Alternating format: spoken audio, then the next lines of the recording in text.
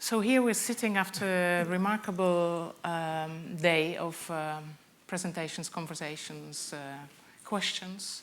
And what we agreed to do was to listen attentively and actually try to address some issues that were put on the table, perhaps and are perhaps still unanswered, and maybe discuss amongst ourselves. But specifically, let's use this opportunity to be a space to discuss, to speak freely, to debate, to see what is it that we feel needs to be done, needs to be articulated, needs to be further discussed. So maybe Marion, I turn to you first. Yeah. Would you like to kind of single out things that you believe that we need to return to from today's discussions, or bring new ones for a conversation? Is this on? Yeah. Yes. Okay. Yes, I was actually thinking about our title, and I was thinking that this title is shimmering. There's something like, maybe not expressed so far, because it's also expressed that we are speaking here about asymmetries, maybe specific forms of privileges.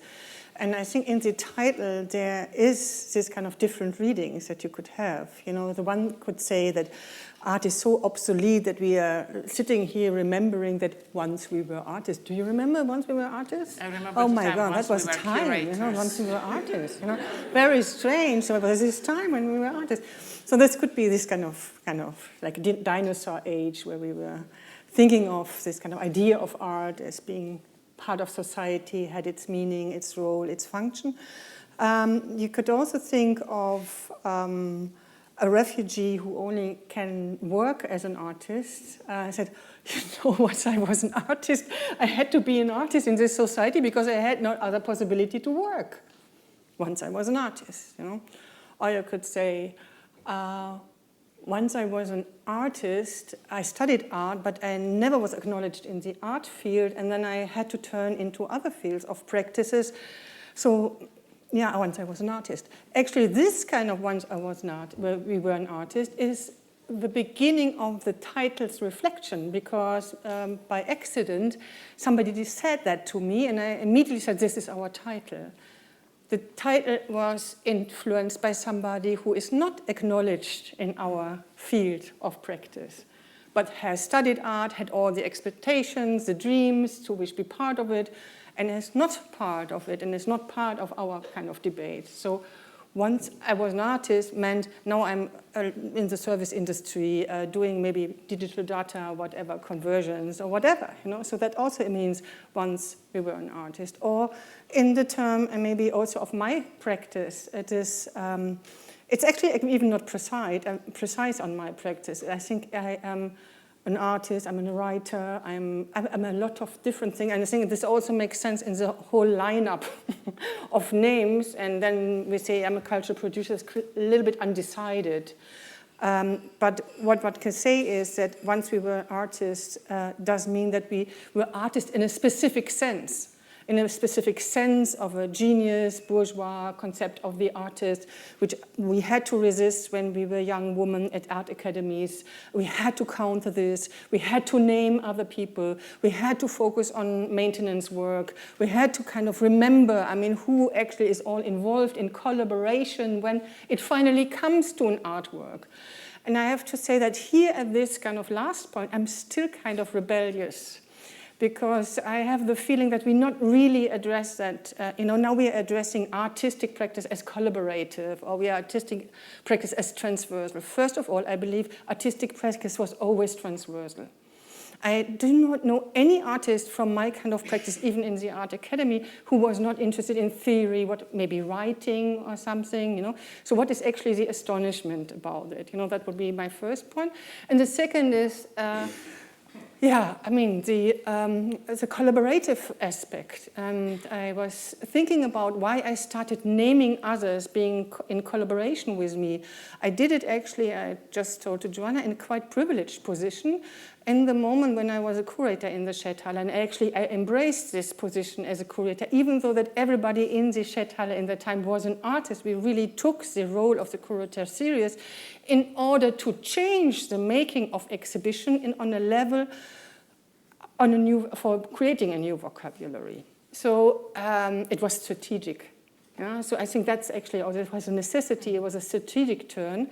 And naming others who were maybe practitioners or assistants came out of this feminist acknowledgement that the ones who are doing the care work, the maintenance work, who are supporting our work, should somehow be otherwise highlighted. So I don't know if I even collaborated or if I, as a leader of a program, did something which also you could highly criticize, that I decide that they are named. And I think that's a little bit what you were addressing. It was my privileged position to name them, even though they had then the possibility, and I think that actually happened, they turned, flipped around, and actually they became somebody else without my kind of patronizing gesture. Yeah? So I think this is why I think it was very important that day, what we were discussing, that some of these kind of issues were raised, but there's still something which I think not really clear in our own field, what kind of asymmetries we are dealing with and why this notion of once we were artists comes out, as Tom has rightly said in the beginning, out of a specific necessity. And I think it's a very specific, local, subjective, in a very concrete situation, established device, one could actually say, to turn to something else. In the foreword, you talk specifically about decentering and off-centering, right? So I'm reminded by saying, like, it was in the feminist genealogy, this has always been the practice that you actually invested into your own work. Yes, absolutely, and for sure there is also a learning process from other generations, and you're also doing.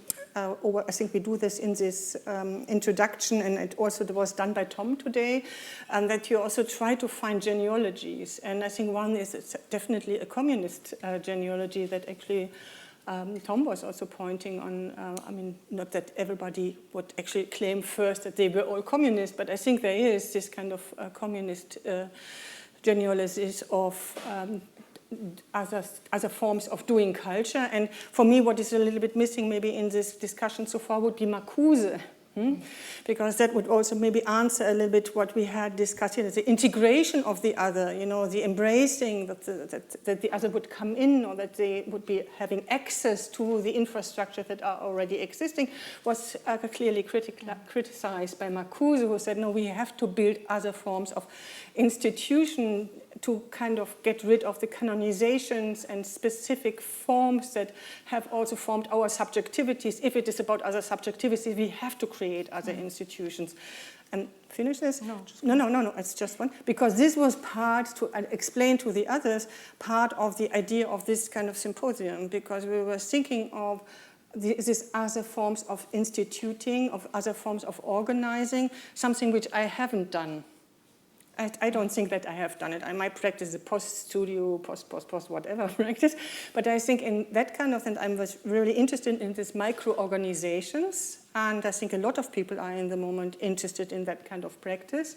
As here I see a next step beyond, because it's constructing other spaces, maybe in a Marcusian sense, where new subjectivities and new forms of practices can emerge that we have not names or vocabularies for yet.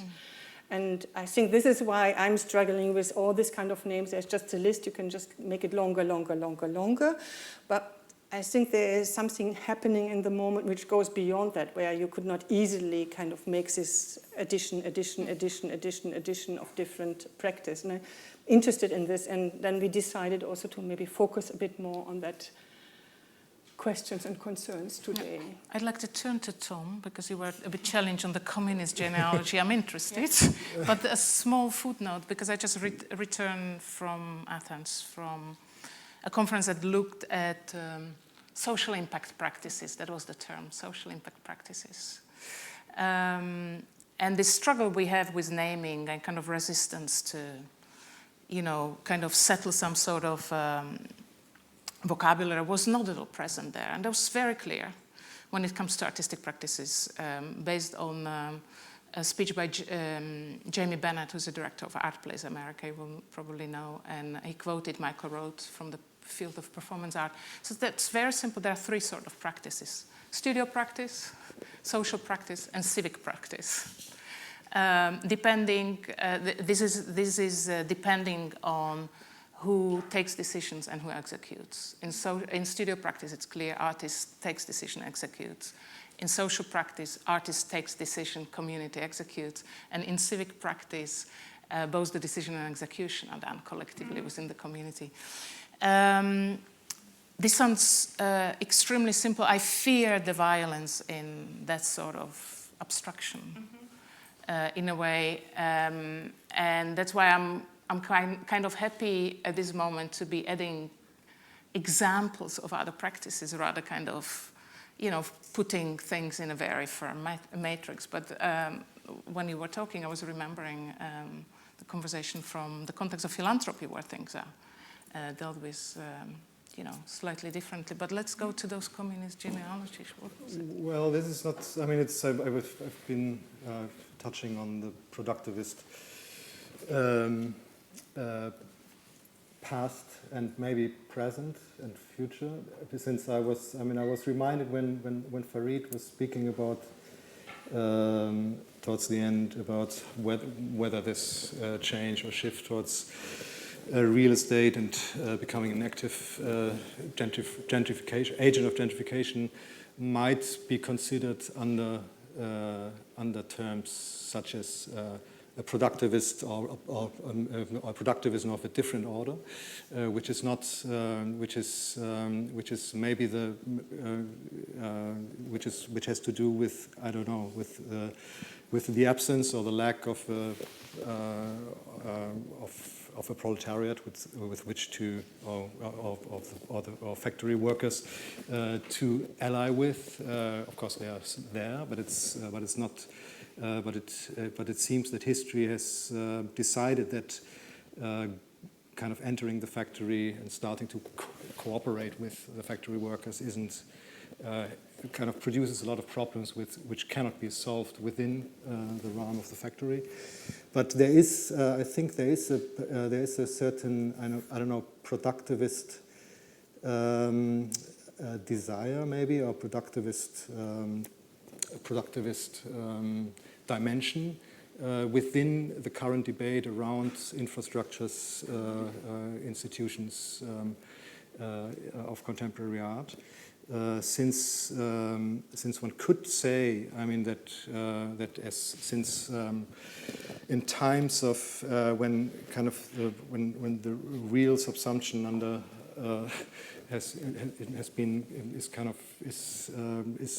is developed to an extent that that one should, I mean, imagine also this, or should frame situations such as this one, where we are sitting here and discussing and producing actually discourse as part of a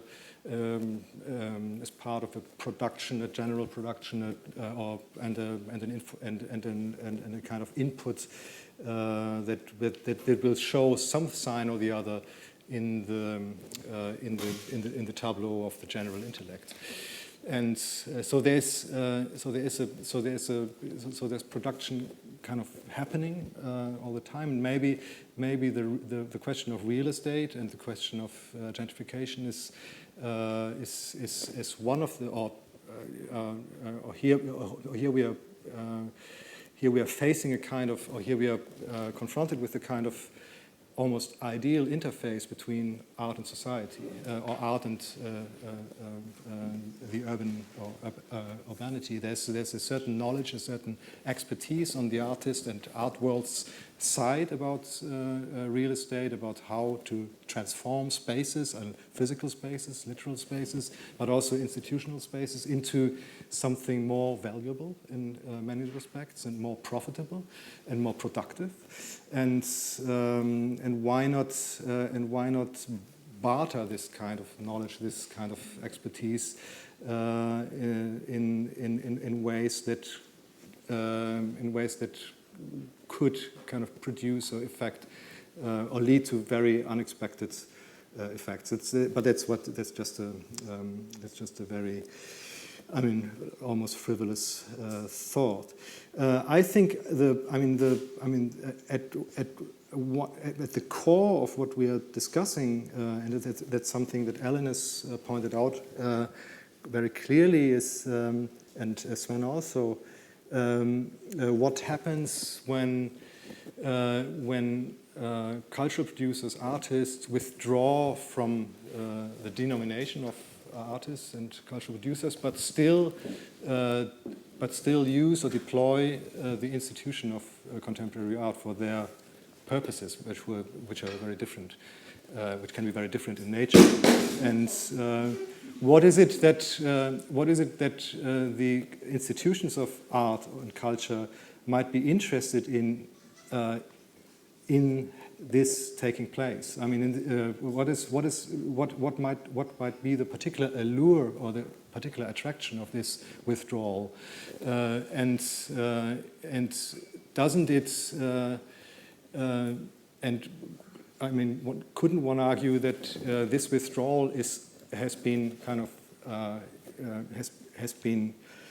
I mean, we've been waiting for these kinds of withdrawals for a long time in order to, in a way, solve the contradictions of the institution of art in ways that the institutions and the actors weren't really able to imagine. So there are other actors needed to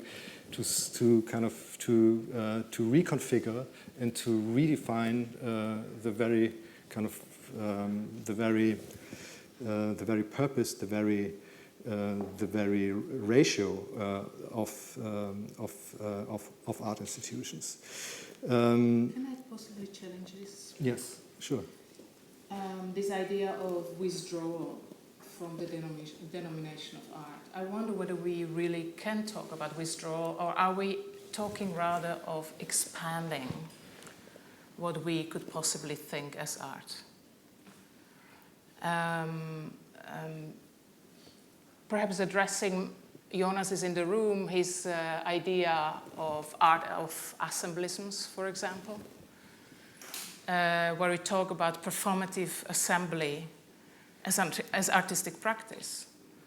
You assemble with variety of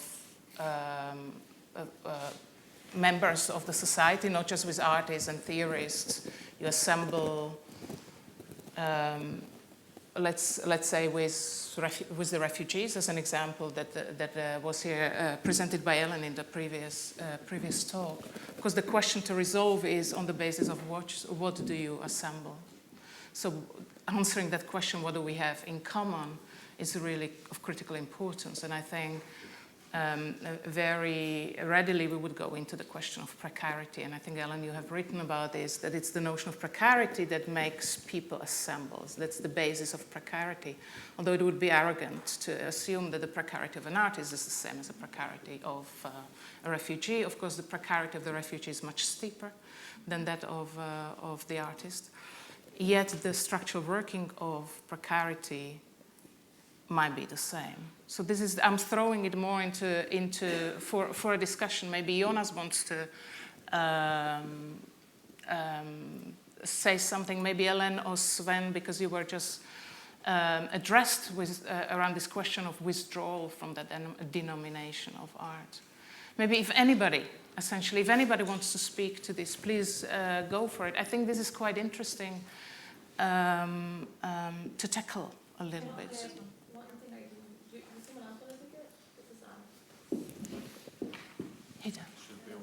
Okay, sorry.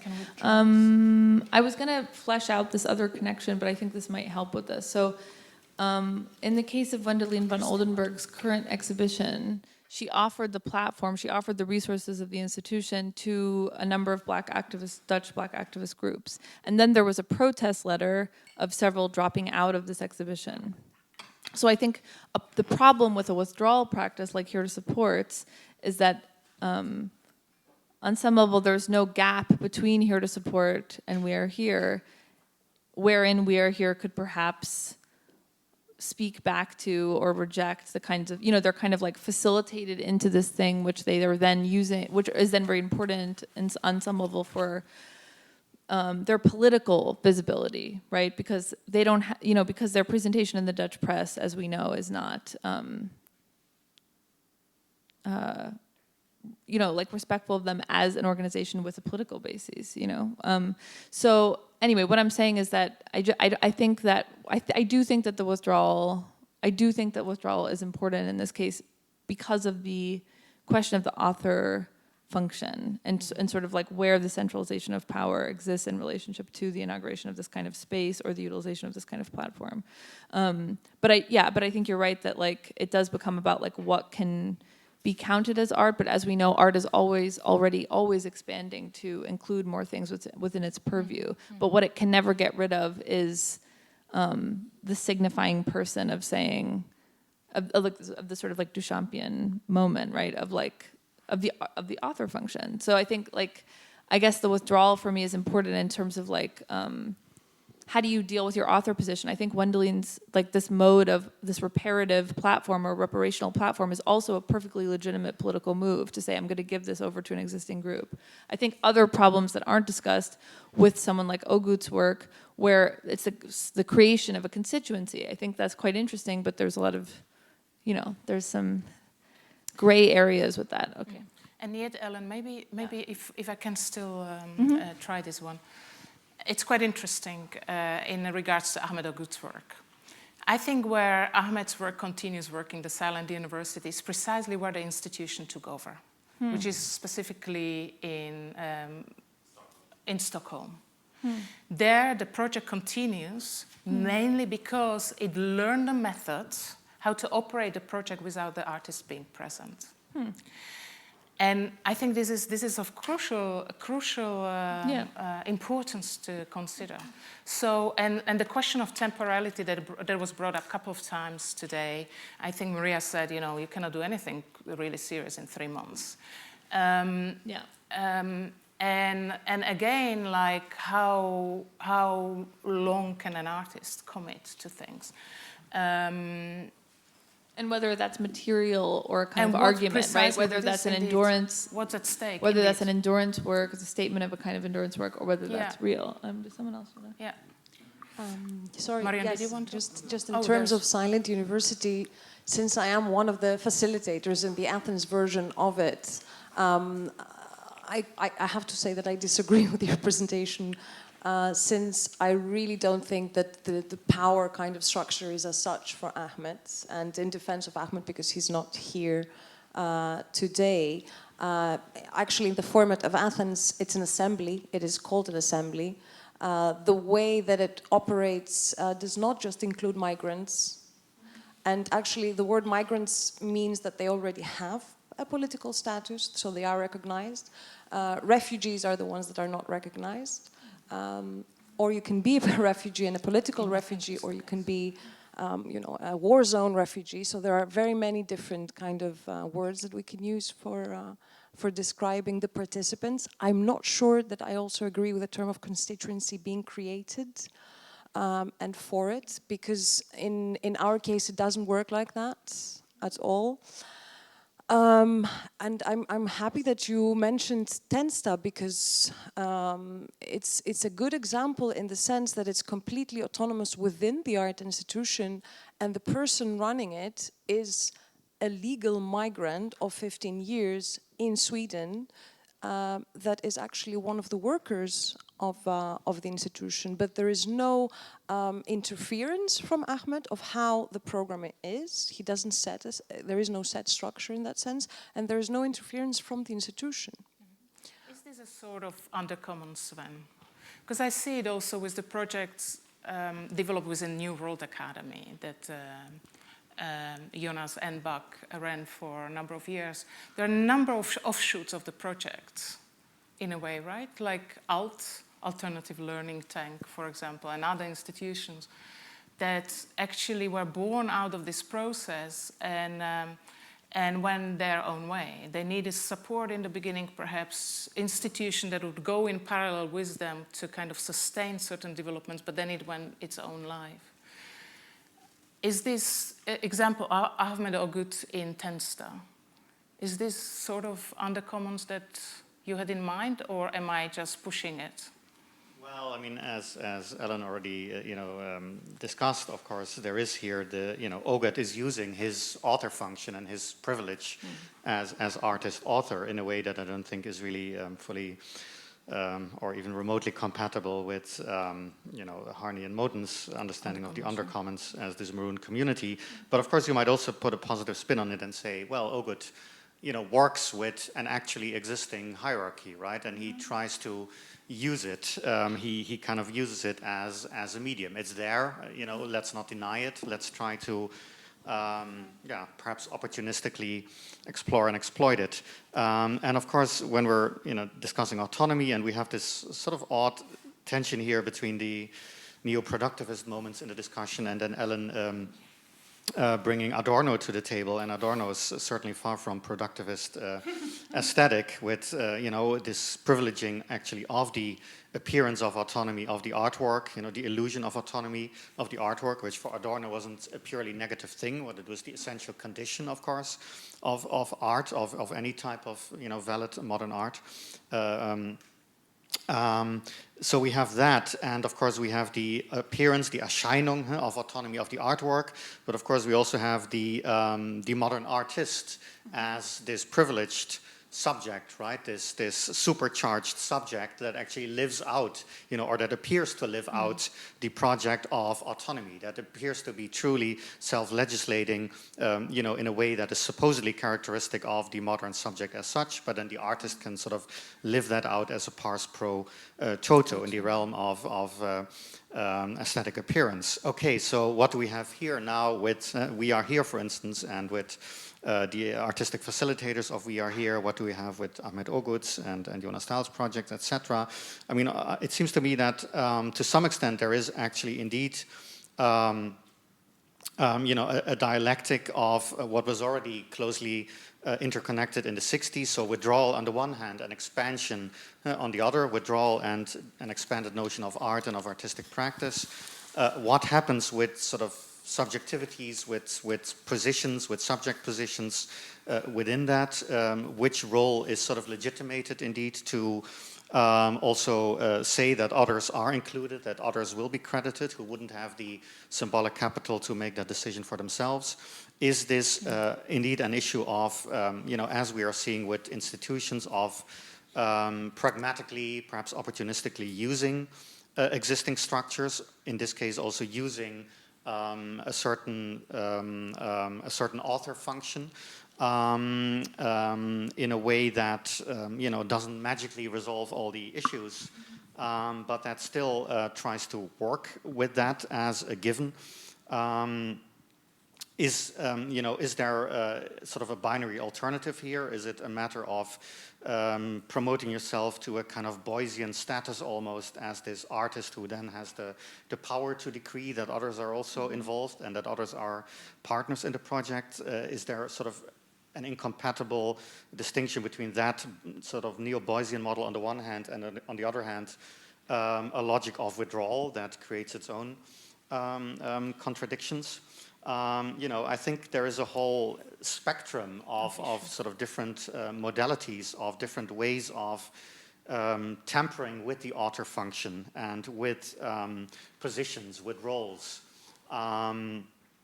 And I think one would almost have to create a kind of flexible, flexible typology of different approaches, of different projects. It's not about withdrawal versus expansion or versus a kind of triumph of the artist as sort of a supercharged subject that has all the freedom that others are lacking to a greater or lesser degree. It's about different ways of negotiating that opposition. Well, I think that's. I mean, from what I know about the Silent University and about Ahmed Ogut, he very early on in the process dropped out or withdrew from being the very author, conducting, conceiving each single instance of the Silent University. So what I know from Hamburg, for example, from other places, is that this is really a highly self-organized and Ogut independent endeavor. So this is one particular modality of withdrawal. I mean, to instigate a model of, in this case, of a learning environment, and then pull back. First, be that neo-Boysian artist, and right? Then but then also, but it's a good idea. Yeah. It's a good idea. Yeah. I'm not saying that it's not a good idea, but I'm saying that there is a decision that's made. I think there is a line between, and again, this is not a judgment on political strategy, but you either, there are organized groups of undocumented people, of migrants, of refugees, and that, to my knowledge, is not how the project was organized. But it's also probably different in all the places, right? And that's also part of its function. Yeah. But I do think that, it is about this, like, that's a certain strategy. To instigate and then to leave is different than to be withdrawn and to kind of never appear. I mean, there's a question about, like, the fact that we are here to support never ever appears. That's not necessarily great either. So I'm not really trying to act as a champion here, but I think when I started thinking about that image and how we were supposed to see these as equivalent subjects, when we know one was beyond, at that time, was beyond the pale, right? So I think, for me, it kind of brought up all these questions about works like the Silent University and Immigrant Movement International. It became this important point of contrast, that's all. Two hands three. there, Joanna, three hands. Three. Joanna, and Mia, and Joanna then. I wanted just, if I may, a footnote to that.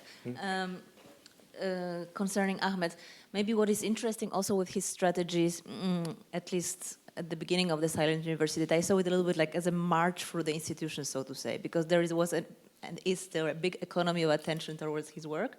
And then at one point he was saying, okay, you want to work with me, then you continue what is my institutional legacy, so to say, right? And with different itinerations. And of course, at Tate Modern, it is dead. In Athens, it's functioning as an assembly. There is also one quite active Silent University, less known, in the Ruhrgebiet. And actually, in Ruhrgebiet, there was a summit of last year of different silent universities, which was pretty interesting because then you see how each iteration went its own way, so to say. That was instituted at the very beginning and then took his own path. But on the other hand, for example, with the so-called refugee crisis, 2 years ago, maybe I'm wrong, but I didn't see any change or any response of Silent University towards this, the reality really taking over and having so many people who spend then half a year sitting and waiting, and it would be actually an amazing educational model if it was even taken on higher in the institutional levels, that especially in Germany you can see that there is so much effort in hardcore infrastructure and almost none in soft infrastructure, and Silent University could become maybe even more, that could be a moment where it really comes to another level beyond. So. Yeah, I would like to continue with that because I think it's important to make a distinction between we are here before the refugee crisis and after. A substantial number of people are now, in fact, taking refuge inside the refugee crisis, and then that's an important tactical move. Before it was rather small, and in that pre-2015 period, the arts could play an important role. After that, of course, the numbers are very, very big. Civil engagement is very big, and what we see, especially in Amsterdam, is in that post-2015 movement, it is not the art institutions that are dominant, but the creative industry. Of course, embodied by a refugee company and so many other, let's say, creative enterprises, and which is, of course, a topic that talks directly, Marion, to your work in particular. So it is kind of the critique of the creative industry all over again. But it's a critique of the creative industries without the art institutions, I have to say.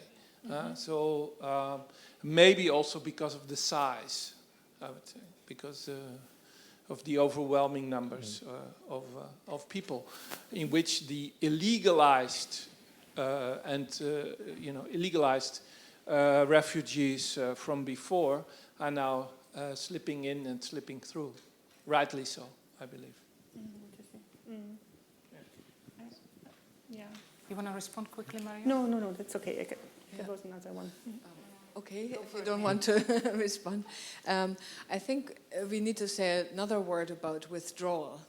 And that is the fact that it has a really venerable art history ever since the beginnings of Dada. So it's a very established avant-garde move to want to get out of art.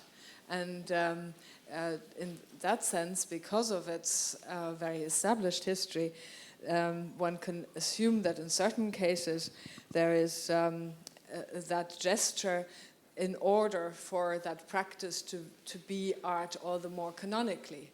So to advance its commodification, its canonization.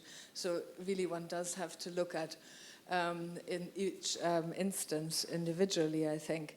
And also in that same vein, there are so many artivism formats that pervade politics these days. Memes were mentioned and so on. So in a way one can speculate that there really isn't a space outside of art anymore. It's just really a sense which kinds of practices need a reception in and through art historical, art theoretical paradigms. Where does it actually present a gain to come from this particular mode of reception? And I do need to respond to that Beuys thing. Beuys is used as this sort of Übervater, that's very totalitarian, sort of hierarchically thinking person. But actually what one usually forgets is that he used his class at the Düsseldorf Academy in order to welcome all. I don't know whether Merkel would have had the idea of opening the borders if that hadn't been already done in that class. So, and of course it earned Beuys' dismissal. So, and with the FIU, he did not wish to establish an institution, and he made friends, just like Maria was saying. It's a practice of making friends, and therefore it still exists. So the longevity of this is also determined on it being not led by this Übervater anymore. But, I mean, of course, let's not go into Beuys too far, but of course the gesture of opening up his class was also the ultimate gesture of power, in a sense, and of sovereignty in making that decision. He could do that because he was Beuys, and of course he was fired, but in a sense, that was his triumph in appearing to, take a step back. Actually, because I wasn't able to answer directly to what has been said before, but I would actually like to answer maybe in another loop. I was, as some of you know, I was very interested in that kind of term, colonial modern. It was actually something which had been created with me by some colleagues, or was actually taken up by, I think, a misreading of the term, because the colonial modern was a term which was used to speak about the Paris Colonial Exhibition 1931, where it was said that this was actually a very interesting moment where, the modern merged with colonial propaganda. And we were actually reading it very differently. And I think that somehow touches some of that question that we are now addressing. And here I would like to go back to the presentation of Farid and Sven, because I thought there is something about the colonial modern which actually you expressed. as you said, that the autonomous art and also the art institution as we know it didn't reach your society. So what you clearly indicated that we are living in the colonial modern in which it was introduced in Jakarta, it wasn't introduced, and that so you did actually create another form of institution which did not need to make this break between a creative industry and an art space. Actually, it is about applied art forms, it is about radio production, it is about comics, it is about punk music, it's about a lot of things in youth culture and so on. It actually creates a space of everyday lives, different forms of culture. This is why I became interested in Röhrengruppe, because also that's actually maybe a little bit of history I come myself from, and I think it somehow got completely lost in our kind of art practices. It's actually an expansionist mode, but it then always has to become an artwork. Even if it is a social artwork, it always has to be kind of be framed as an artwork. It cannot actually exist as something applied or as a youth culture phenomena. It always has to be integrated. Everything has to become art. And then I was also thinking when I was reading our title, it could also say, once we are artists. I know as if it would be a type mistake, that would be like, we are artists, So everything has to be transformed into art, and I think then you also see the limitations of that kind of practice, what Gert has been now indicating, and maybe this kind of solidarity project or actually political project takes some place somewhere else, much more effectively than in that kind of world where everything has to be transformed into art.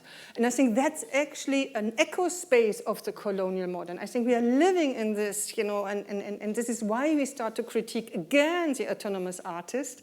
We always come back, it's like a long loop, from Dada, withdrawal, we're like in this kind of loop.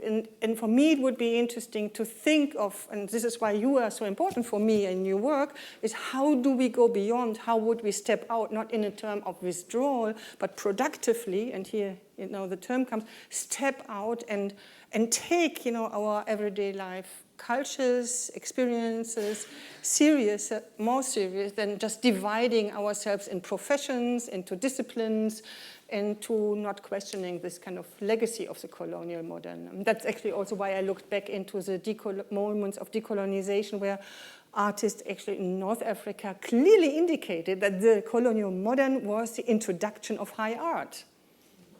So I think that's, for me, still not solved in our own discussions, what we, in what kind of field we are actually swimming.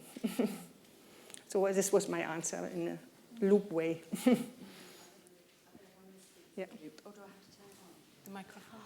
Yeah, okay, I don't know if I'm going to speak to the loop, but I just wanted to speak about the centering that seems to have happened on kind of artists as individual that then raises a platform and then steps away. And that's been happening in this discussion again and again. And to kind of put forward a case study, which is a direct action group in the UK called Sisters Uncut. And Sisters Uncut organises around cuts to domestic violence services.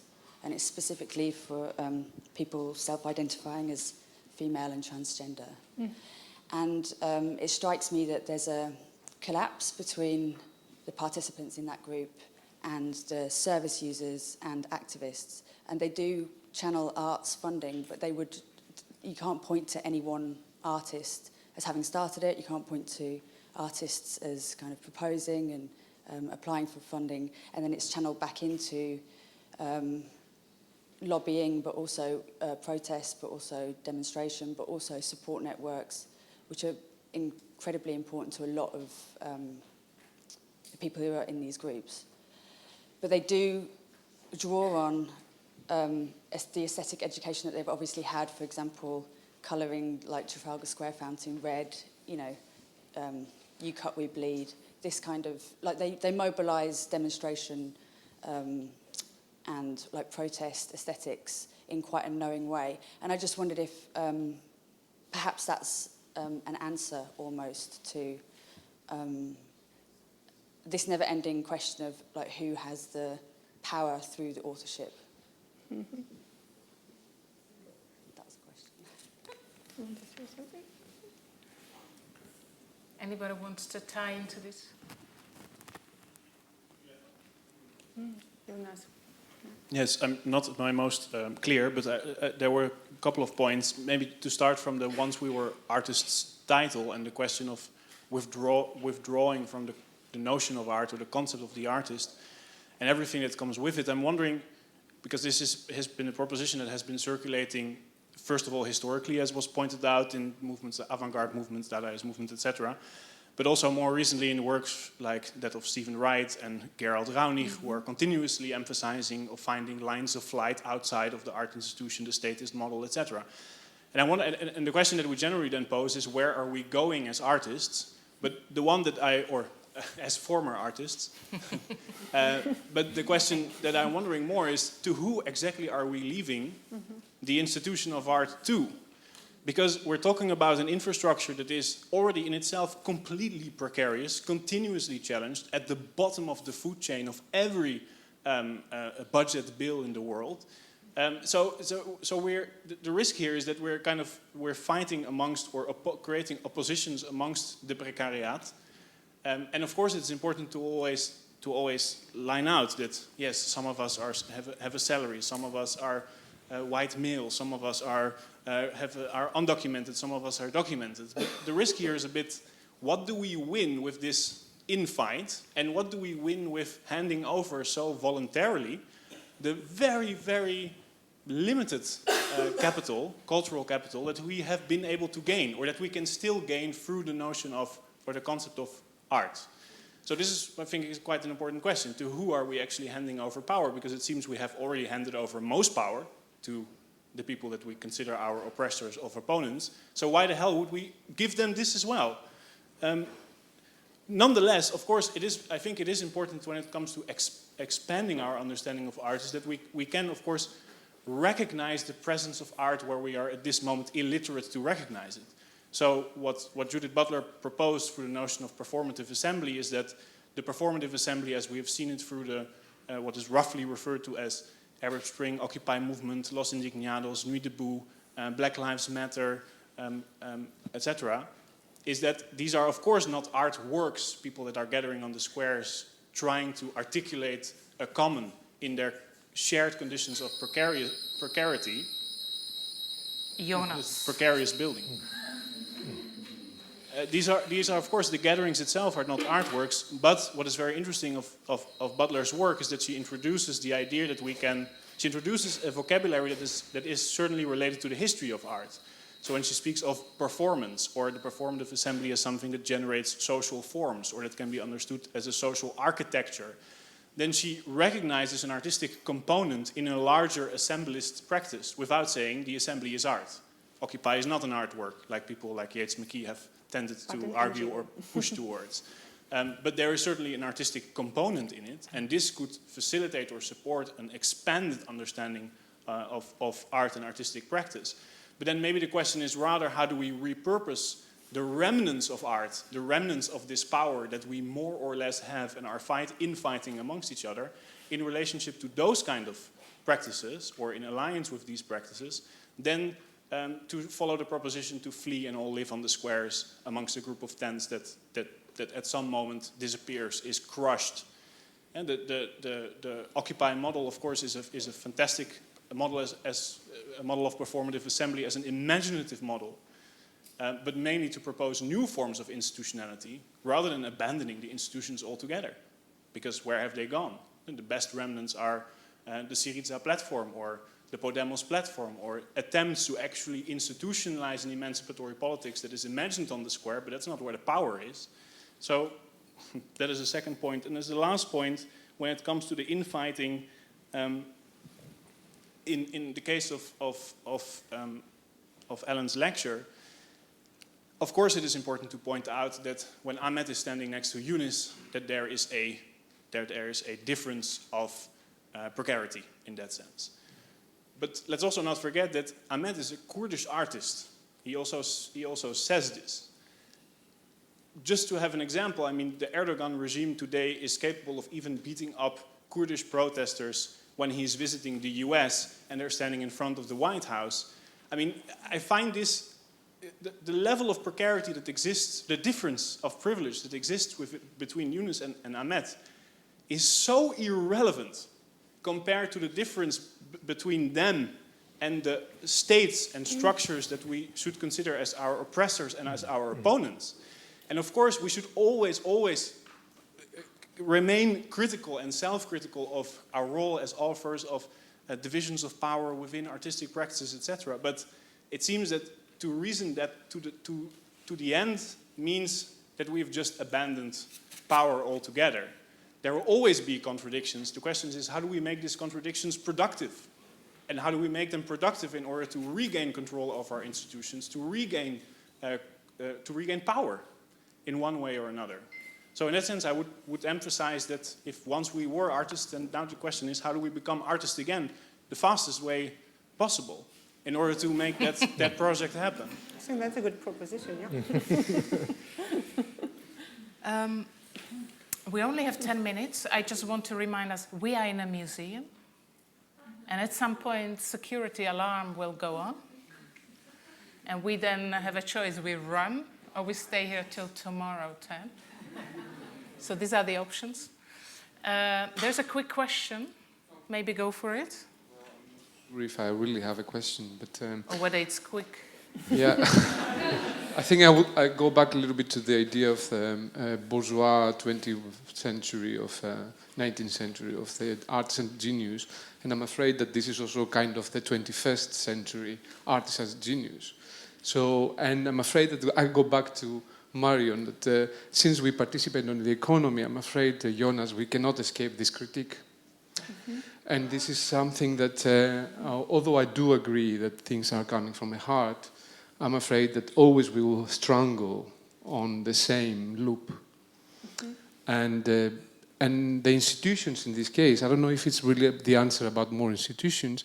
I'm afraid that especially in the West society, we analyze everything through of the institutions. In Maria, she represents something different, and he represents something different, where they're not institutions in the place that they are, where's the playground. It's a need, and it's a need that comes from the society. I'm afraid on the West society, there's different kind of needs, of course, obviously, that they have always be translated to the institutions. And that's exactly the main fear that comes when I participate and I'm following these discussions, is exactly that, you know, how aware we are on the fact that the institutions dominates, or I wouldn't say borrow, but it comes, let's say, the way that translates these needs of the society. And that's caring.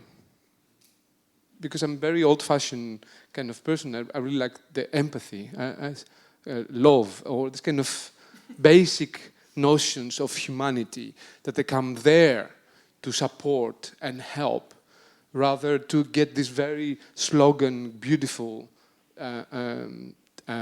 titles. Yeah, sorry. How many more minutes before we... 3 minutes sounds good. One comment.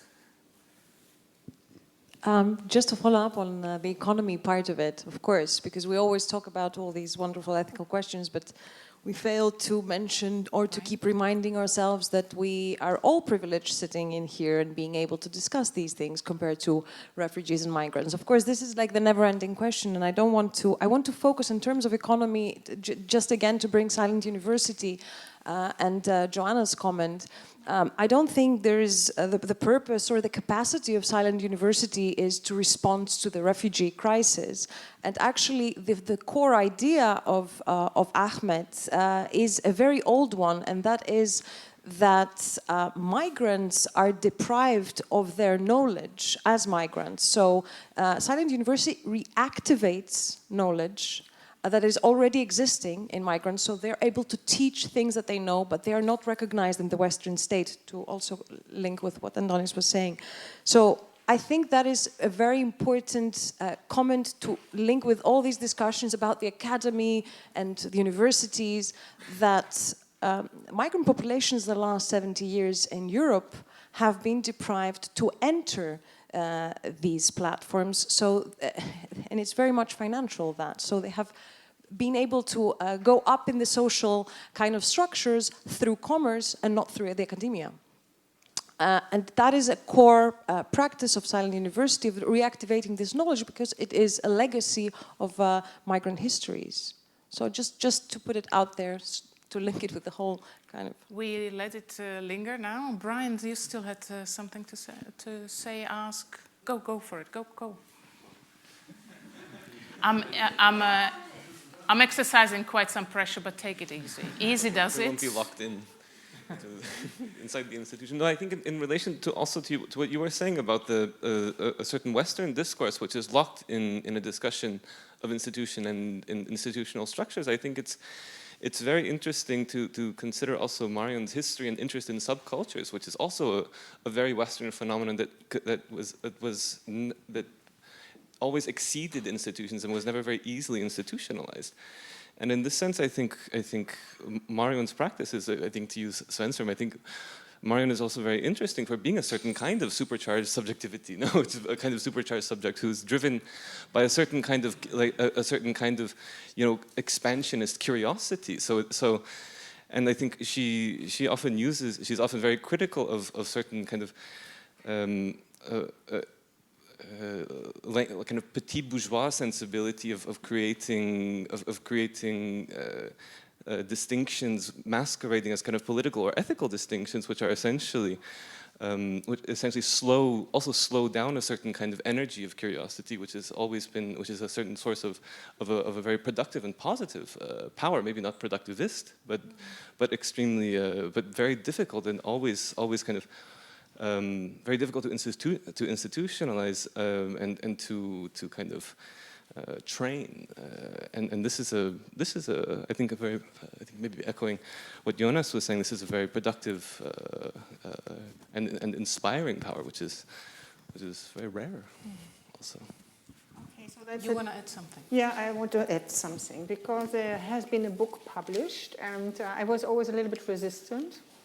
Because I was thinking, why about me? Why about the practice? And I have read the books the last days, and actually you were having a text, and there's some people here that have text in it. And it's hilariously beautiful text. It's amazing texts, and first of all, I have to thank for this possibility that you both, decided to do it. But I also have to say that, well, for me, it's astonishing that the book convinced me that it was right to be published. Because I was really worried that, it would be centering around me. And I think what it actually helps is to bring this kind of discussions about. And I think more also there are some amazing texts, and also infrastructural critique, I think, is now a term that we can work with further on. But there was also something for me extremely interesting in my shifting perspective. And I think there is something about the subjectivity of artist, former / culture producer, whatever. I think there was also now something which I have never done, that other people actually would take up the work, like Hidde did something which I usually might do when I'm doing a publication. So thank you, Hidde, for doing this, because it was amazing work. And also sharing this experience of not having been involved in that production, meanwhile profiting from the works of others. Which is, for me, really, as a cultural producer, we're always like being involved in everything, doing things, a complete, amazing, interesting, privileged, super privileged experience because of your energy and labor, and definitely also about the critical thought and energy of Tom, who actually brought it to the point. But I learned something from it as well. To what that actually does it mean to not always be the one doing it.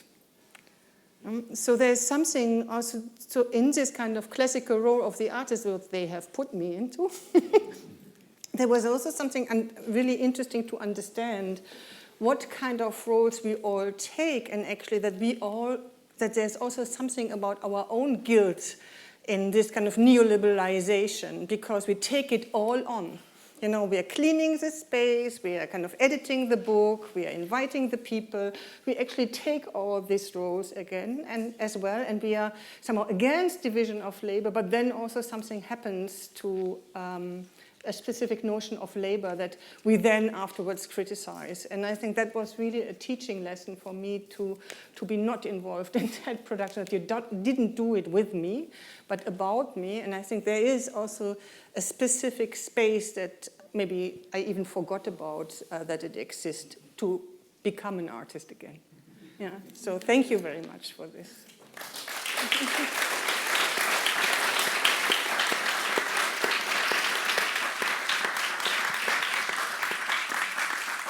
Before you leave, we still have drinks in this space, but before you stand up, there are a few things I would like to say. Of course, thank all of you and everybody. Matthijs, you're destroying my speech now. To thank really everybody. There is an exhibition at BAK for next 2 weeks, which is a graduate exhibition of the students who've been sitting here all day from MAKU program called Abiotic Factors. And it's an exhibition that Marion helped installing as a mentor, as a teacher who met the students a couple of times for the project. So it's worthwhile going and having a look there. It's a small exhibition, but very, very, very important and significant one for many reasons. Not only because of our collaboration with MAKU, but also because this happens to be the very last exhibition in our current venue on Langenhuisstraat number 4. Because BAK is undertaking a new, exciting endeavor, moving to another venue on Pauwstraat number 13. Which is a formal world center for the Center for World Music, with a beautiful auditorium, beautiful spaces for those who once were artists to gather together, and really importantly for the fellows who will really create a core basis within the organization, and that we do not worry or stop worry about the withdrawal of any sort. I wanted to use the last half a minute to quote one last time from the foreword to the book, which was a conversation amongst the three of us. Actually, the very first question was posed by Tom to me. And he said, how do you read Once We Were Artists? Isn't that something in parallel to what you're talking about when you talk about BAK, parallel to instituting otherwise? And I answer, I'm indeed driven by a question I consider to be one of the largest urgencies of our time, namely, how do we engage in processes of instituting otherwise so as to envision and actuate infrastructure in art that have, maintain, and expand upon a robust stake in the rethinking of and working through the fabric of the contemporary? I see this proposition of instituting otherwise in Marion's avowal in the title of this publication. For Once We Were Artists, although witty and a tiny bit nostalgic at first sight, is in my view a radical call to reclaim the notion of the artist for our time differently. And herewith I invite you for a drink.